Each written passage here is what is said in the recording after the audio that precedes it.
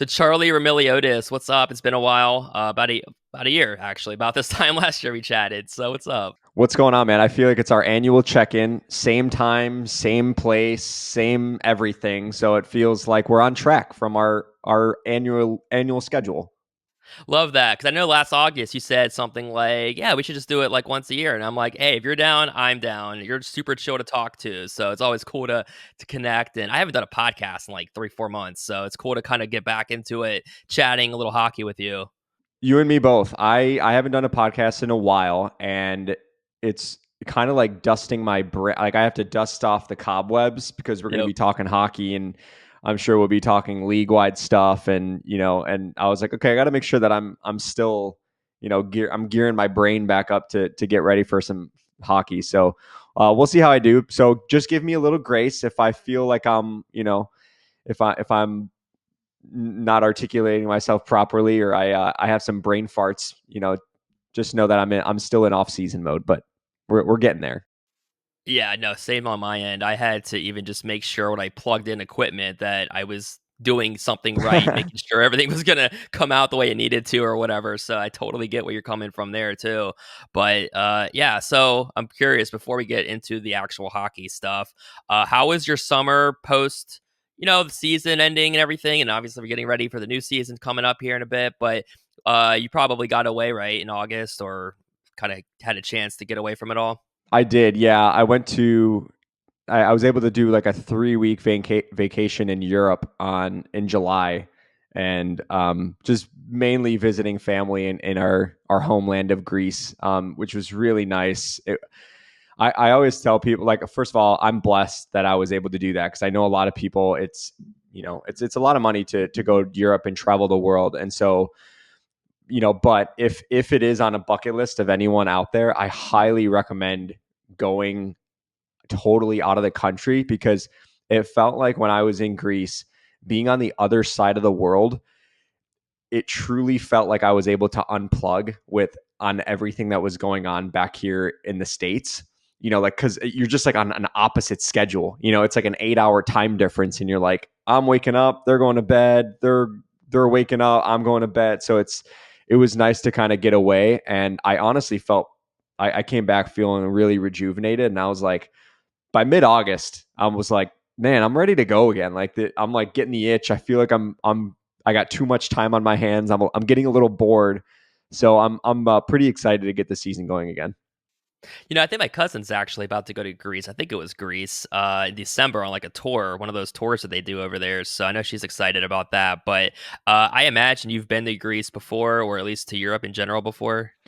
Yeah, I've been to Greece quite a few times, especially as I was younger, as kids. Like we have so many family members over there. So it was kind of like every other year we would go and see our family and spend most of the summer there, or a large chunk of the summer there. And now, obviously, once we've gotten older, I'm a triplet, so I have a brother Oh, and a wow. sister. Yeah, yeah.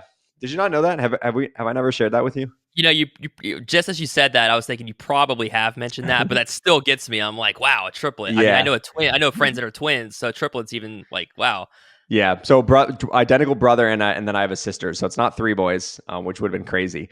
But yeah. So like growing up, it was kind of like a regular thing for us, and then as we started to get older, and it was like, okay, we gotta go through some colleges soon. Like we Yeah. kind of scaled back, and it became harder. And then obviously, as you become an adult, it becomes even more difficult to line up family schedules to all be able to get away for multiple weeks at a time together.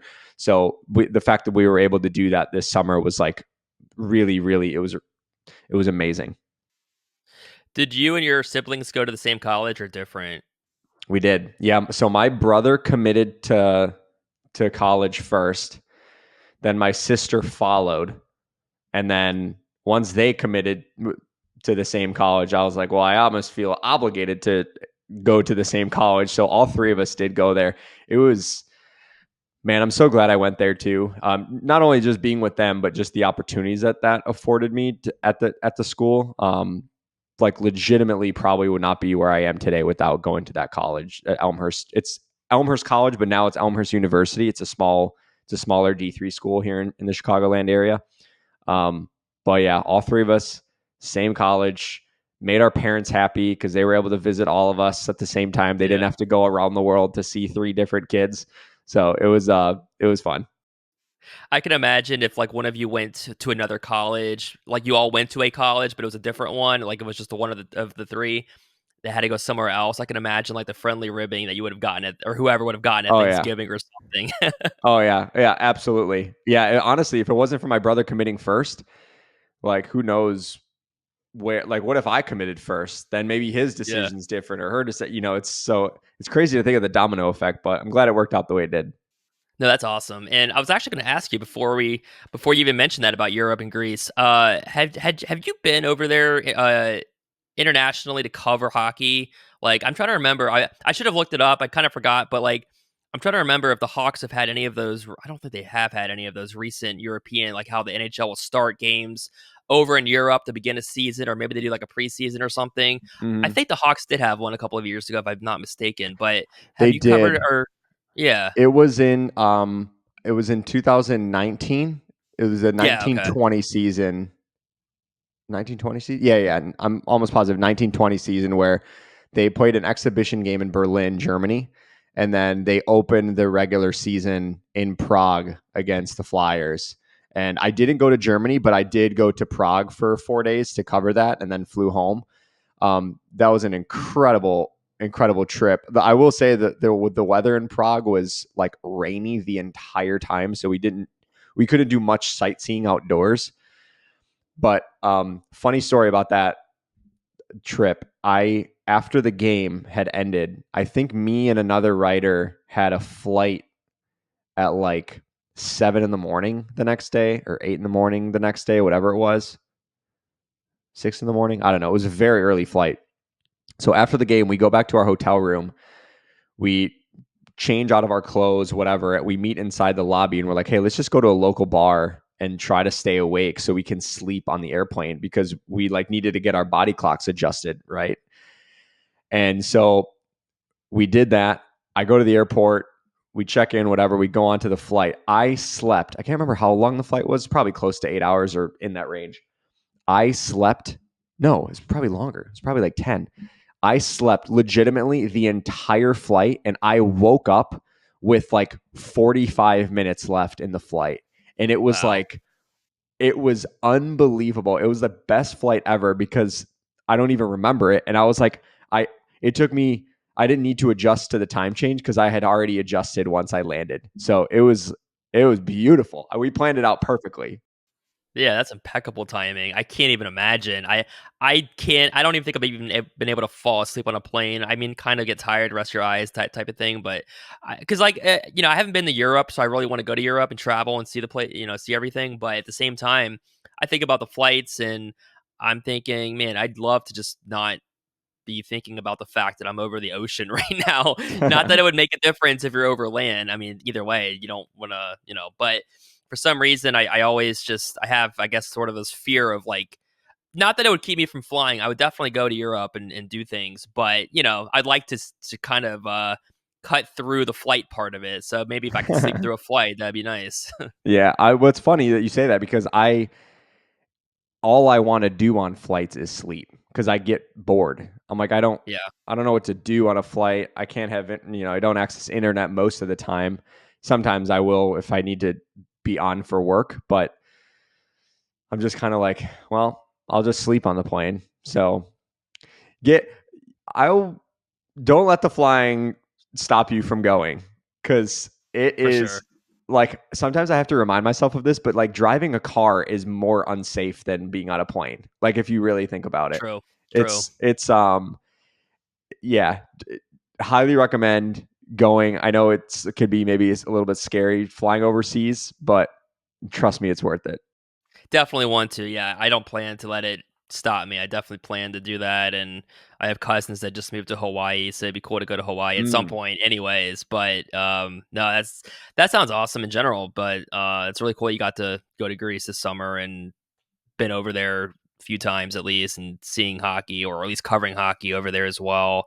I was trying to think too, like any I guess international like maybe not Olympic stuff, but like when the Hawks have had like internet, or I should say when the players part of the Hawks have had like international stuff happening over there, whether it's getting ready for the Olympics or whatever. I know they have like those tournaments after the season when it's like Team USA, Team Canada, Russia, all those different teams have different things going on. If you had covered anything like that over kind of internationally or I haven't covered anything like that. I know, yeah, like those world championships after it happens during the middle of the Stanley Cup playoffs. So it's kind of, yeah. it's like never worth going. And also it's hard to sell, on my bosses too, like just the company as a whole. Like, we have to operate within a budget. And so I'm not at every Blackhawks road game because we have to like work within. Oh, So it's tough. okay. It's tough to find the balance of what games to attend. And so yeah, never gone to Europe in that way, but it was very cool covering a Blackhawks game in Prague because it was like, you know, it was just a totally new experience. I didn't know what to expect, and so it was really fun. I didn't even realize that you didn't travel to all the road games. Has that always been kind of how it is, or is it mainly also because the team isn't quite up to what they were, during their cup winning days? Like you probably, I don't know if you traveled more then, but has it always been kind of like that with the road and the budget and all that kind of stuff? Yeah, it's been, I'd say about like I go to half, maybe a little bit, like half the road games is probably a good sweet spot. And then usually if I'm not in the if I'm not on the road, like I'll go in studio and be on the panel for the pre-intermission and post-game show. Um, so that's typically how it works, just so I'm not sitting at home, and not I still like to be able to contribute and be on TV and be some sort of provide some sort of value to our company too. So yeah, and I think post COVID, budget's starting to tighten up a little bit. So, and it's not just Blackhawks too. Like we have, NBC had Bulls and White Sox, and so it was kind of like a larger scale budget that it wasn't just us. Like we had to be cognizant of the entire budget too. Yeah, that makes sense. I know sometimes I have to stop and think like even these big companies have their own budgets and Right. restraints and things like that. It's not like or restraints, constraints, either way. Everyone's got to deal with the money in some way, so that makes sense. So yeah, uh, were you at the kind of jumping here, but were you at the Blackhawks Blue Jackets game? I think it was Thanksgiving Eve last fall when the Jackets won like 7-3 or some crazy score. I wasn't there. That was the oh yeah. Was that the Oh, that was right before Thanksgiving, right? Yeah. No, I Yeah, wasn't there. I was actually in studio doing work for there. I think it was because yeah, because we don't want to fly home on Thanksgiving morning, yeah, and then I think the Hawks had a game on Friday too, so it just didn't make sense. It was like for like a quick one off. So yeah. wasn't there, but I was in studio. Gotcha. Yeah, it's probably good that you weren't just well, A, because the Hawks had a terrible. Well, the score was not fun, probably. At least from the Blackhawk fan base side of things. But I know that was the Bedard Fantilli game, so it was kind of a little bit hyped up in that regard. I remember the interviews they had on the Columbus side with both of them. But going into, I remember we were talking last summer, last August, about kind of the expectations, the hype, Bedard, the Hawks in general. We knew the Hawks were not going to be a great team yet, but there was all that hype for Bedard, obviously. And I know I can't remember if this was your official prediction, but I know you told me that at that time, at least back in about mid to late August, that you were kind of thinking like, you know what, Bedard over under, I think it was like 82 points. And I think at least you told me that the total would be 84. And would you say, based on everything you knew about Bedard going into last season, and then obviously getting to watch him pretty much every single night, whether in person or at least, seeing every game he was part of, would you say that he exceeded your expectations or basically matched exactly what you were kind of expecting? Yeah, I remember. So I did have him at 84 points. This was assuming that he was going to play all 82 games. Yeah. So Yep. obviously he gets hurt, fractures his jaw, he misses X amount of games, but he still wasn't on that 80 point per game pace. So I still probably would have fallen short. Well, it's funny because I had I had written an article like right before this regular season started and said like I think Connor Bedard is going to finish with a point per game or above it at 84.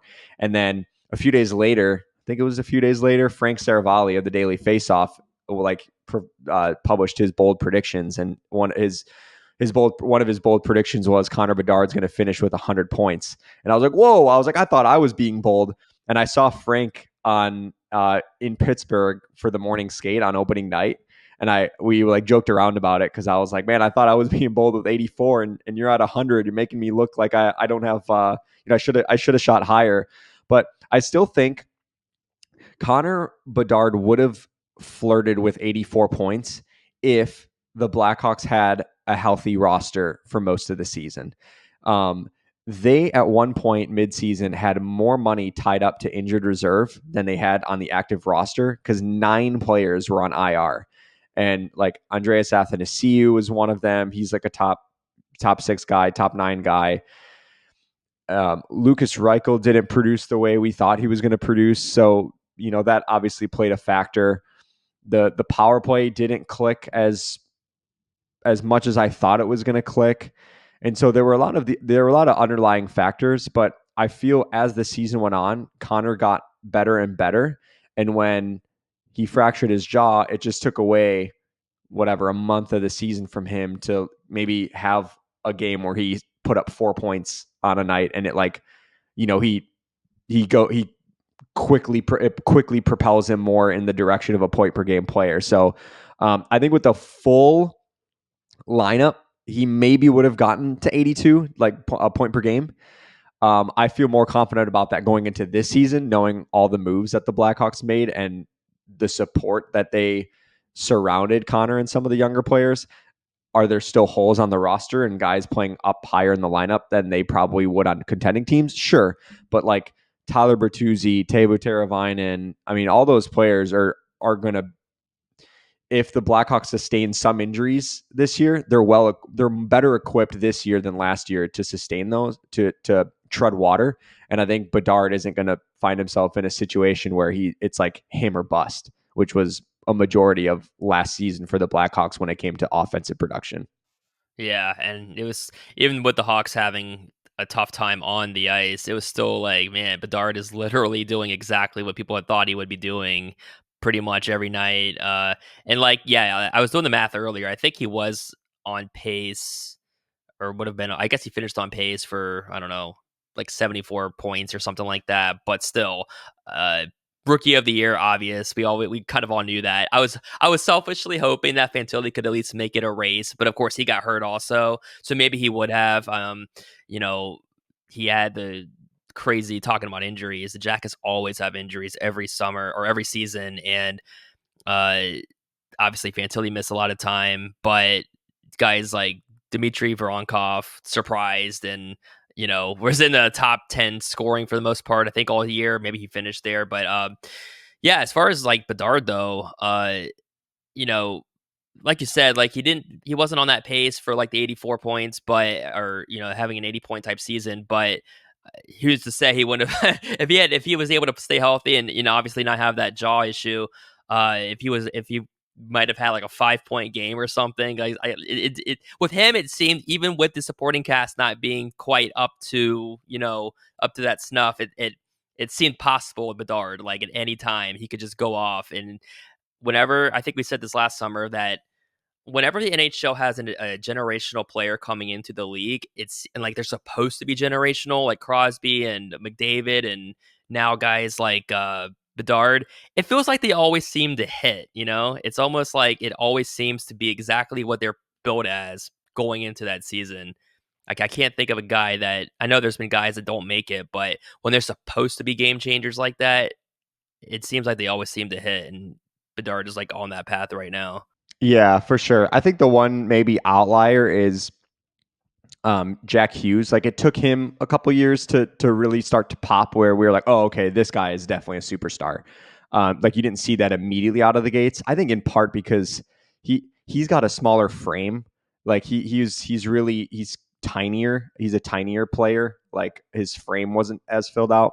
Whereas Connor, you looked at pictures, he's 17 years old, and you're like, holy cow, this guy has tree trunks for legs, Yep. he's ripped beyond belief. It's like I don't know how much he's going to fill out in the NHL. Like, yeah, you could probably get a little bit stronger, but it feels like he's kind of at a good playing weight. Whereas like with Jack Hughes, it's like, okay, he probably needs a couple of years to fill out the frame, and then he's going to become an elite superstar over time. And that's exactly what happened. But yeah, mostly or most of the time when it's like a generational type prospect or someone that is like the slam dunk number one overall pick, like rarely does it feel like it doesn't work out unless it's like a horrible circumstance, like I don't know, like I think of like Nail Yakupov in Edmonton. It was just like they kept winning the lottery and it just wasn't working out. And I think largely that it's not on the player. I think it's the culture and the is has everything to do with it, and like how you manage the player. So I think there are some cases where I think you could study it a little bit more and not draw a conclusion that it was the player. But yeah, it was fun to watch Connor this year and feeling like, to answer your question, that's what the question was about, living up to expectations. I think he lived up to expectations, even though he didn't hit the 84 points that I thought he was going to hit. I think he definitely lived up to expectations because of the media circus and all the off ice obligations that he was pulled in so many different directions. And it's like anytime the Blackhawks popped up on a schedule for the opponent, the main game plan was just stop Connor Bedard and you're going to win the hockey game, because they didn't have secondary scoring. And so for him to power through that and also find ways to like strap the Blackhawks on his shoulder as an 18-year-old, and just to do what he did as a rookie, like all the attention, like go the first 5 games of the season, it was 4 of the games were on national TV, and I was in every single one of those scrums, and it's like the scrum, I had never seen scrums that big before. And so this kid did that with all the pressure and all the attention, and I think he's going to flourish this next season because he's not going to have to deal with all those distractions of, oh, Connor Bedard's in town, first game here. How's it been? Like he could just kind of, I don't want to say blend in, but he could just be one of the guys, and it's not like a whole thing when he's playing a new team for the first time. Yeah, exactly. Now he has a full season under his belt, and now the team is looked like we were talking about, or like you were mentioning, try to beef up the core around him or the supporting staff around him. And yeah, as far as Bedard, like after watching him last season, where would you say? I mean, obviously he was a rookie, so he's not perfect, even though he looked like it almost nights maybe. But like, what would you say were obvious sore spots? Not sore spots, but just spots where it's like he could definitely improve here, or now it's like after he went through this full NHL season for the first time, things that you're looking at for him to be even better in this season. And again, I know we were talking about the supporting staff, or the supporting guys around him weren't great, or it wasn't the best situation maybe. So that probably didn't help, obviously. But just in his game, what are you kind of, I guess, thinking like, okay, here's where I expect him to even be better, as good as he already has shown to be so far? Yeah. The one area I saw a significant improvement in him over the last season, it came on the mom's trip, where right before it was like a few weeks into the season, and I think the coaching staff had said to Connor, they said, "Hey, we know when you have the puck, you are so skilled and you can do whatever you want with it, right?" When he doesn't have the puck, I think they wanted him to be more of like an aggressive forechecker, and not that he was a liability defensively at all. Like I actually was impressed by his defensive acumen. Like he's selling out for blocked shots. Like I don't think I ever saw Patrick Kane do that in Chicago, and that's not a slight to Patrick Kane. There's a funny clip that went viral a few years ago. I know Jimmy Hayes, God rest his soul, shared a story once of Patrick Kane telling him like, "Hey, get out of the way of a block shot. Like that's not what you get paid to do." It's kind of like funny, and it's no slight on anyone, Right. but like Connor is like he wants to win so badly that it's like I'll go block this shot if it means us winning the hockey game, and so I admire that about his mentality. But It was on the mom's trip where you can go look at his goal. He had 6 points in 2 games in Tampa Bay and Florida combined. And a lot of those goals, he was a relentless forechecker, and he stripped the puck from a Florida defenseman. I think it was Oliver Ekman-Larsson. He stripped the puck from Nikita Kucherov. Like, he was the one going and getting the puck. It wasn't waiting on others to get in the puck. And I think that's where I saw a huge growth from him. It reminded me of, and I've shared this a few times on other outlets, but it reminded me of Alex DeBrincat when he had that down year. It was his second or third year in Chicago where he wasn't scoring any goals. Like, he wasn't scoring the amount of goals that he's used to scoring. And he went into that offseason not, yeah, he was working on his shot, but he was like, okay, if I'm not scoring goals, I want to be able to provide some other sort of element to my game where it's not just I'm one dimensional. And if I'm not scoring, then I'm of no use to the team. So he became a relentless forechecker. Later that year, he was probably, and I'm not saying this as an exaggeration, I honestly mean this. I think Alex DeBrincat was one of the best forecheckers in the NHL the next season. His goal total shot up again back to the normal the normal totals that he was used to seeing. And he was put on the penalty kill, and he was like an incredible part of that penalty kill as well. And so he rounded out his game where he wasn't just known as a goal scorer. It was like, oh, this guy also goes into the corners. He's battling hard. He's forechecking. He's playing on the penalty kill. I think that's where I saw the growth in Connor. He's probably not going to be on the penalty kill in Chicago very much, but I can see it being a situation where he it's kind of like how Austin Matthews has rounded out his game. He's not just an elite shooter. It's like you see him battling in front of the net. You see him battling, going and stripping guys with pucks, like winning board battles. I think that's where Connor is going to follow that blueprint. And I already saw that growth at mid season last year, or at post mom's trip. And I think that's just going to take off even more next year.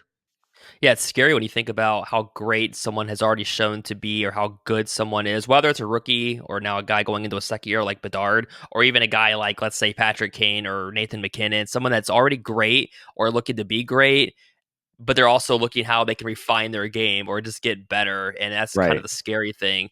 Not to draw any kind of comps whatsoever, but it just makes me think of the great players of all time.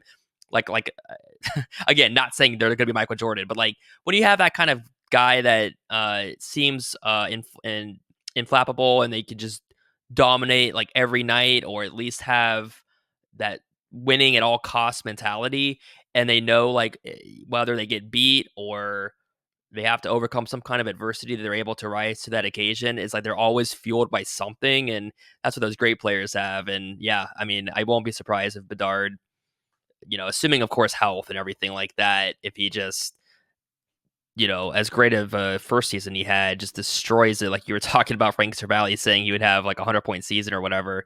I don't know if I'd even be surprised if he hit at least 90. Mm. Just is.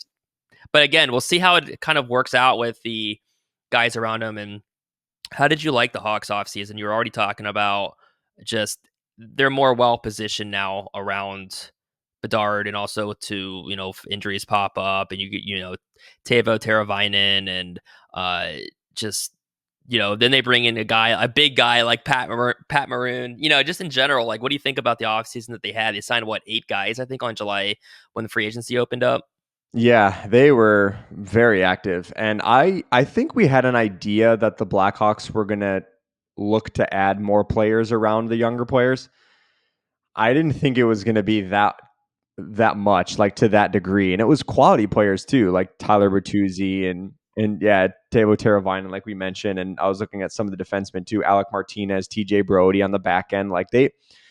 Pat Maroon, like you mentioned, Craig Smith, more of a depth guy. Oh, and then Ilya Mikheyev, who they traded for. So these are like decent hockey players. They're not just fillers. Yeah, are Maroon and Craig Smith in the back nine of their career? Sure, but I think they're going to add a lot of value to the locker room, if nothing else, on establishing a winning culture. In addition, with Nick Foligno already being there and some of the other veterans, so I think on the ice, here's what I'll say. Do I think they're going to make the playoffs or flirt for a playoff spot? No, I don't think so. Having said that, I think they're going to be far more competitive, where we're not going to see as many 5-1 losses for the Blackhawks this year. I think it might be closer to 3-2, 4-3, 4-2 with an empty netter. Like, it'll be close losses. Having said that, I also think the Hawks don't want to look at this year as another rebuilding year. Like, let's get a high draft pick. Like, I actually do think they want to start pushing the ball forward here, and they want to start getting closer to the middle of the pack, so that maybe the next year or in 2 years they can really take off. And it's like, okay, here's the window. It is now officially opening. Yeah, yeah, and like yeah, looking back over, I had the names all written out too. Like yeah, Tyler Bertuzzi was a big time addition there. What about goaltending? Because isn't Laurent Brossoit? He's got the injury, the meniscus surgery that he had, so he'll be his time into October probably.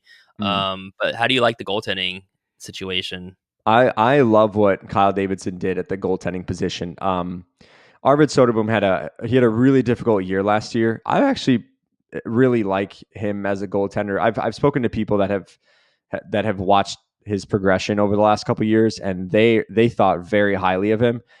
And last year it just did not go the way they thought it was going to go. And so I don't blame the Blackhawks for shoring up that backup position to make sure that it's not putting the entire team at risk of, you don't want the younger players to make mistakes, and then they're if the puck goes in the back of the net because of a mistake a defenseman made, but the goalie should have had it and it could have bailed him out. And now that the young defenseman doesn't feel as terrible about the mistake because the goalie bailed him out. So I think it was a situation where they wanted more of a 1A, 1B type employment with Mrazek and Brossoit. So I think we're going to see closer to like a 48-34 split. I think the math is correct there.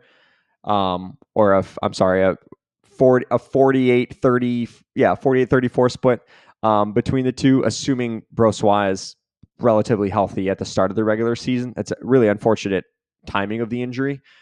But I think when he is healthy and he gets back in the lineup, it's going to provide, like, you can throw anyone in net now, either Mrazek or Brossoit, and it feels like the Blackhawks are going to have a chance to win. And I think that's all they really wanted, is just give us an opportunity to win. Don't lose us a game.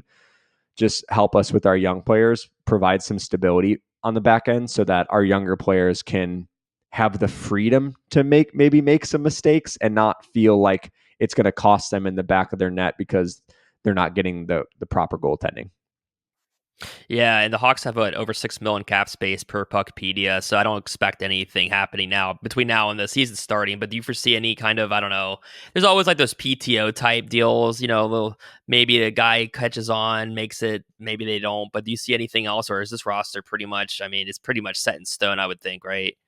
I think it's pretty much set in stone, mainly because I was trying to project the opening night roster, and there were a couple guys that I left out on my roster that maybe deserved to be in there, but I, I had no room for them.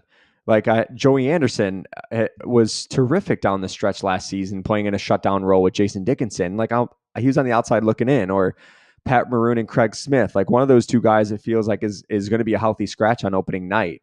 And so if you add another forward to the mix, I just don't know. Someone's going to have to be waived, and it's like, well, what are they signing for in the first place? So I think the roster is pretty set, unless injuries happen over training camp, and maybe you got to bring a guy in, or whatever. Guys are training, and maybe they get hurt training, and now you're like, we need an extra body in here.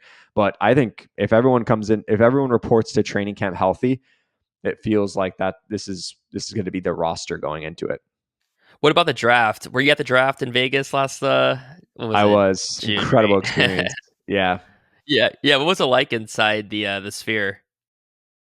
I honestly, it didn't hit me until like I was walking there. Or I not walking there, but I got dropped off and then I was walking towards the Sphere, like looking outside. I was like, I can't believe this is real.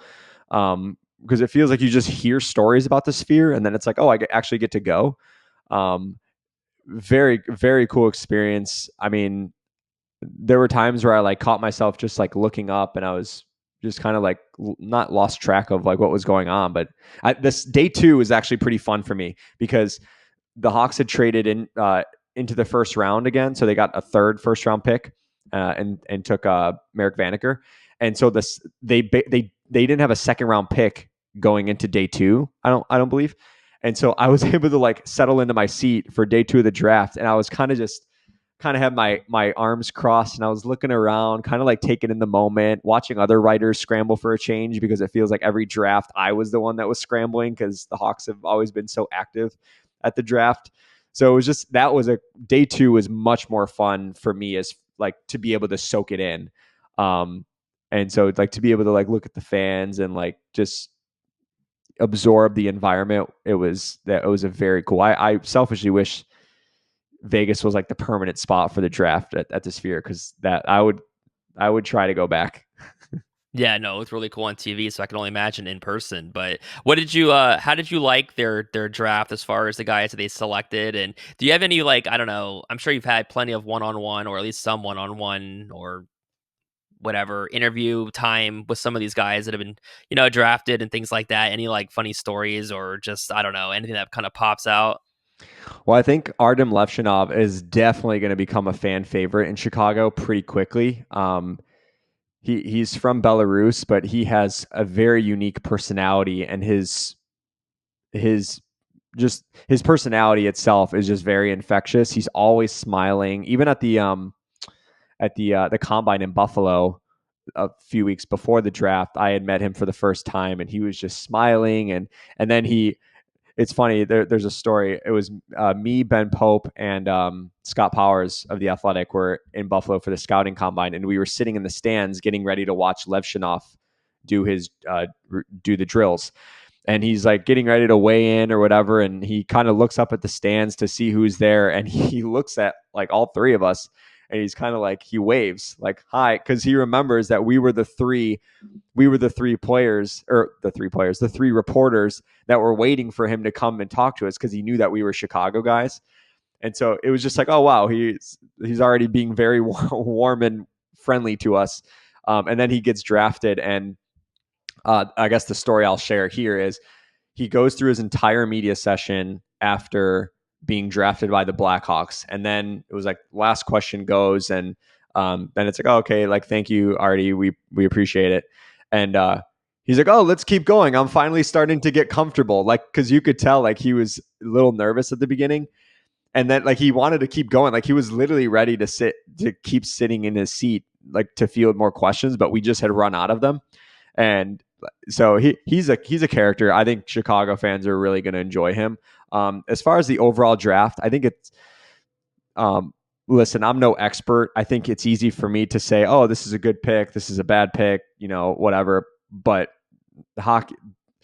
hockey scouts and management, it's such a different beast than if you and I flip on a college football game on Saturday and it's like, oh, this player, Caleb Williams, he's a really good player. Like I think he's going to be a top quarterback in the NFL. With hockey players, like they're playing in Sweden, they're playing in juniors, they're playing. You don't know anything about them, you can't watch them, so it's hard for me to draw conclusions. I more so look at the overall approach. Like, okay, what are the Blackhawks targeting? They're going for speed, right? This year they try to fill out their center depth. They got Sasha Boisvert, who I think they're really high on. Merrick Vanaker, like speed type player, high motor. So like I see the qualities that the Blackhawks are going for, and that's how I basically judge their draft. Like, are they going for the high end players, the high ceiling players? Are they sticking to the script of going for speed, competitiveness, high hockey IQ? And if they do that, I don't really have a problem. In saying that, I think this past draft class it's going to be looked at because I know the Blackhawks were really debating between Levshinov and Ivan Demidov, and it was reported after late in the draft that Kyle Davidson attempted to trade into the number 4 overall spot with Columbus to take Ivan Demidov, and it was pretty close. Like the Hawks made like a really strong offer, but Columbus passed because they wanted Caden Lindstrom, and so I appreciate the efforts that Kyle Davidson made in trying to go for both because they thought very highly of both players. So I think in that regard, maybe years down the road, we're going to say, oh, did the Hawks make the right decision between Levshunov and Demidov? Who knows? But I don't fault them for taking Levshunov. That's actually the guy that I wanted them to take. Just like if my opinion was worth anything, because I think you look at all the Stanley Cup winning teams over the last 15 years, the Blackhawks, they had Duncan Keith, all around defenseman, Pittsburgh, Chris Letang, all around defenseman, Tampa Bay, Victor Hedman, all around defenseman. I just didn't see it on the roster or in the pipeline. Where was that number one overall defenseman? I think Kevin Korchinski can be a top pairing offensive defenseman. I don't know if he could ever. I don't know if he'll ever get to the place where he's out there in the protecting a lead with 2 minutes left. Like that might not be his strength. So Levshunov, to me, he's a guy you can throw out there on a power play, on a penalty kill, the last 2 minutes of a game. That's the number one overall defenseman that I see in him, or his potential. And so I think the Blackhawks made the right choice, or I guess they couldn't make the wrong choice by picking the defenseman that they think has the number one overall package versus like getting a winger. So it goes, I don't fault it. If they would have taken Demidov, I would Yeah. have said sure, I see it. Like, so I think that's where, fans will be able to make that call down the road, like what was the right decision or not. But going back to what we were talking about earlier about, I also think environment is everything. Like Demidov might, if Demidov hits a wall in Montreal, how much of that is the environment? Did they develop him properly? Did they, you know what I Yeah. mean? So it's there's so many layers to it So that hard. it's so hard to like judge one specific thing, or like, oh, this player was a bust. It's like, man, there are so many layers that you have to peel back. And so very long-winded answer, but that's the best I can explain it. No, it's so hard to predict any of this stuff. I mean, when I try to write like some sort of preview on a prospect, it's like the best thing I can do is kind of see what the experts are kind of saying and kind of just try to piece something around that because I don't know. I don't specifically know enough about these guys to say like, oh, here's what I think. Like, who cares what I think? But here's the best I can do to kind of like paint a story or paint a picture rather of what could at least help fit that team's needs. Like you said, the environment is everything too. So also, I remember last summer we were talking about Kane and Taves, and obviously Kane in Detroit, and I think before that happened, you were thinking Detroit might be the team there, and of course that's what happened. But Jonathan Taves is still not retired, right? And I know last season or last offseason going into last season, you said you didn't think you'd play last year. I don't even remember if you said this, but you were like, if anything, maybe he tries to play again after what is now last season now. But do you think he's going to ultimately, officially retire here soon? Or do you think he's still going to try to come back at some point somewhere? And I at this point it would feel really hard for it to see a scenario where he gets back to playing, only because his final year in Chicago was he was still kind of in and out of the lineup dealing with the health stuff, and his numbers were down too.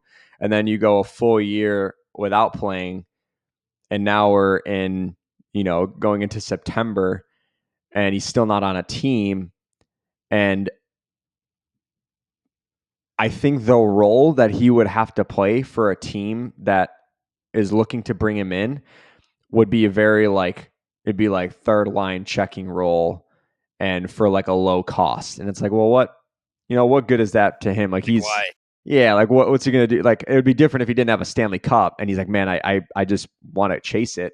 But he's got three to his name and he was a captain. Like I don't know, you know, if he has like a burning desire to play and he just wants to be dragged off the ice because his passion is hockey, hockey, hockey, and he just wants to play. I totally get that. Like, look at Yager. He's, 50 whatever years old, and he's like, I just love the game so much that I just don't want to stop playing.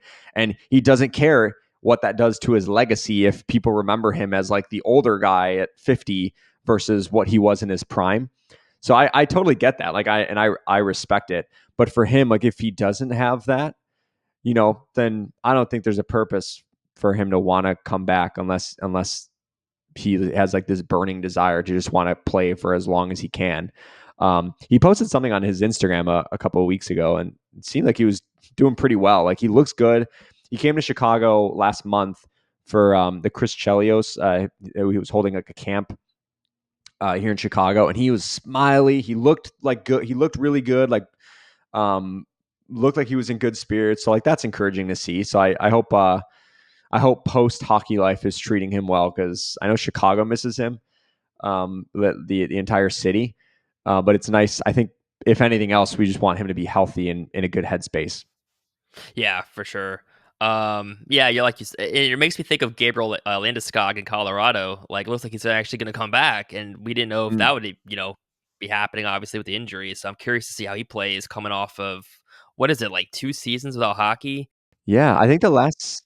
Yeah, wasn't the the last game he's played was the Stanley Cup, right? I think there was. Yeah. Going back to Bedard for a second, what is it like talking? I guess I mean I'm sure you've been able to talk one on one with him quite a bit. What is it like? How is he? I guess being able to talk with him, and I guess just picking his brain, or he seems like a super. He seems super serious anyway, but does he kind of have that personality that kind of shines through at times too? He does. I see it. Yeah, I definitely see it behind the scenes. I think when the cameras are on, it can be hard to portray the personality because he talks almost every day or whatever, and his scrum is always the biggest, so he's always has to be protective of what he's saying, and he's really good at it too. Even I actually saw it over the last, or when the season was playing out last year, that he started to open up more, like in his shell, like he started to crack jokes in the media, and he was smiling, and so he's not some robot.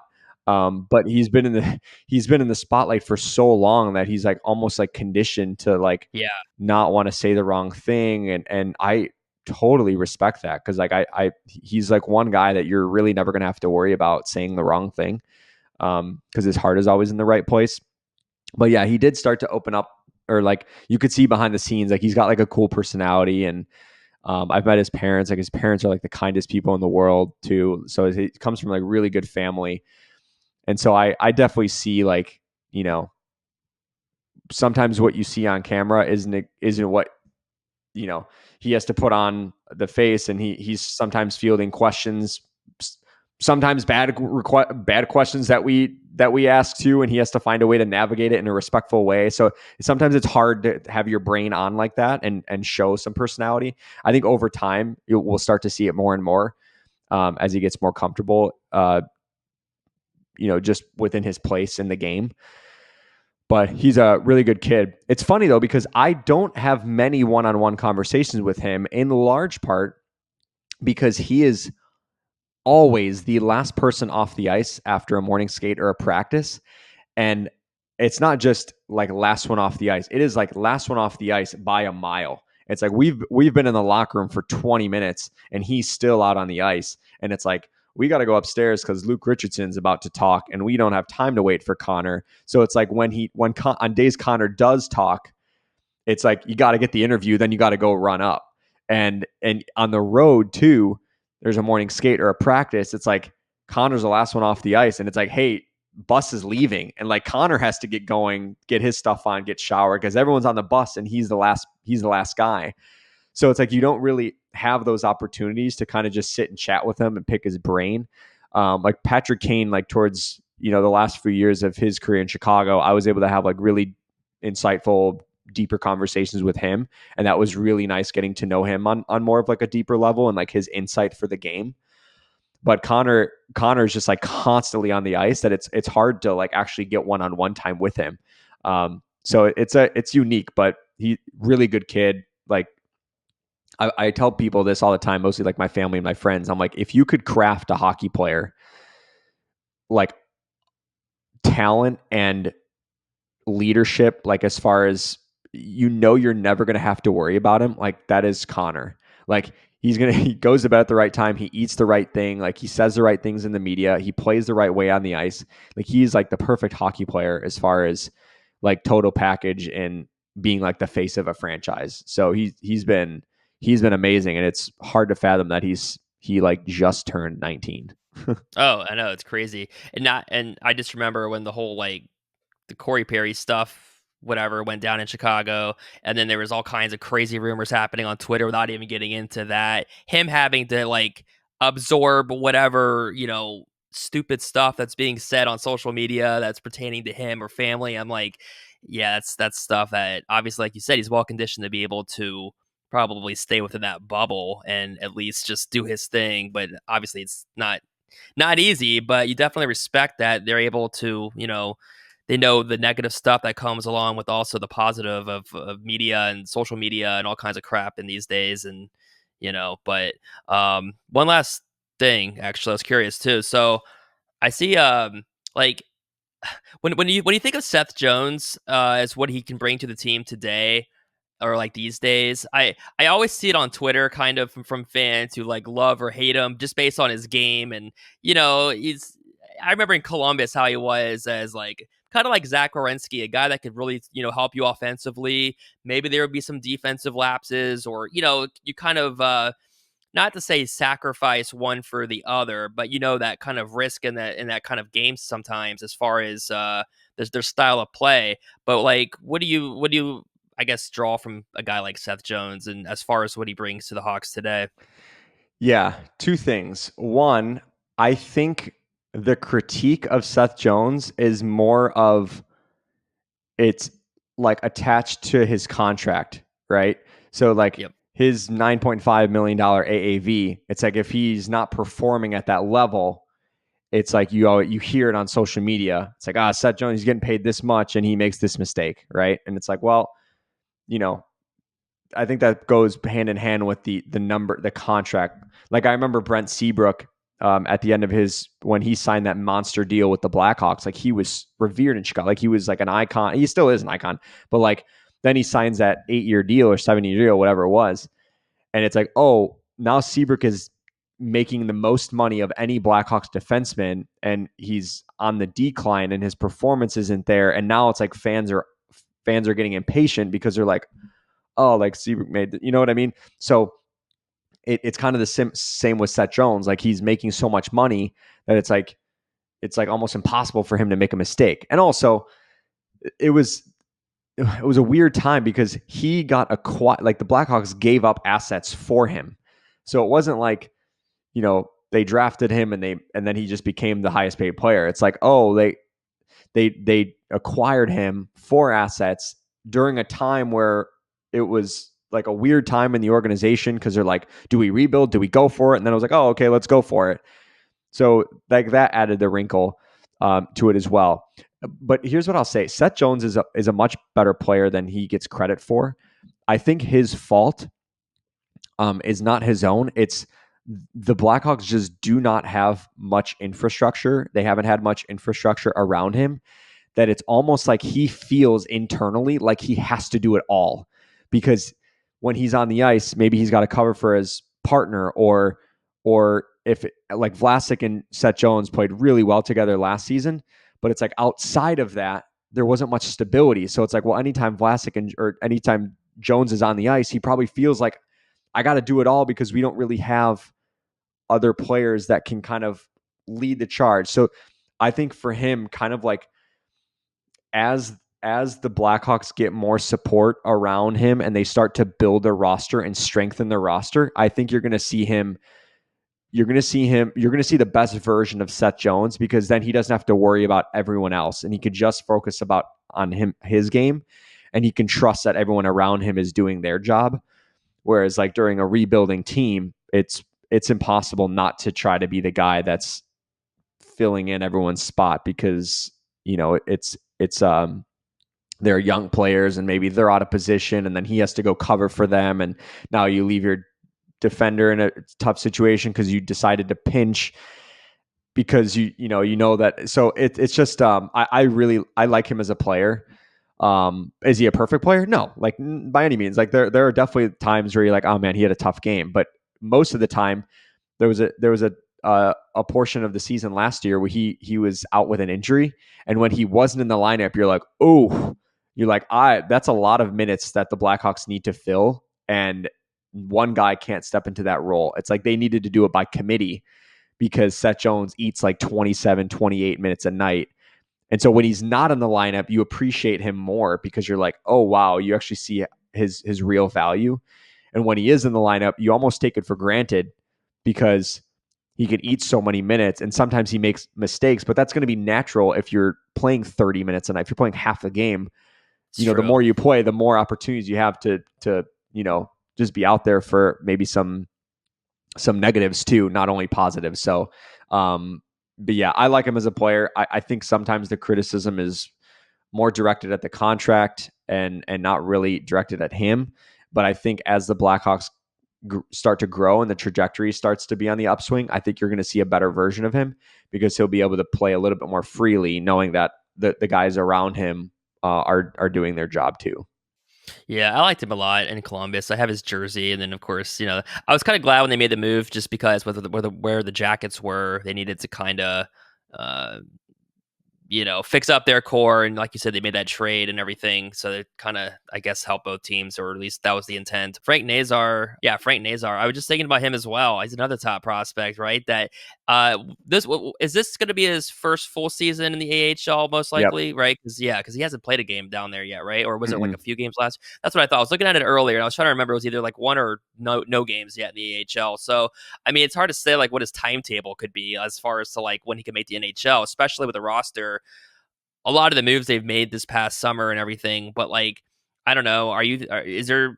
I guess never say never, and it's kind of a bad question on my part. But I guess it's like, could you see him somehow crack the roster before the end of 24-25, or are you thinking it's going to be at least past this upcoming season before you'd see him in the NHL? I think he's going to spend a majority of this season in the AHL. And maybe by the end of the season, he could get called up, or towards the second half of the season, he can get called up and maybe slots into more of a full time role. But I feel like the 25-26 season is probably where he gets slotted in as like a full time player, assuming that this year goes well and he continues to trend in the right direction. Um, that would be my timeline for him, because then you got Oliver Moore coming, you got Sasha Boisvert, and you have all these young players that are going to start to make the jump. That I don't think you want. You don't want too many young players in Rockford, because you want to start. You want to move Nazar to the NHL after a year in the AHL to open up room for somebody else in the AHL. You don't always want to have the same guy taking up the same spot.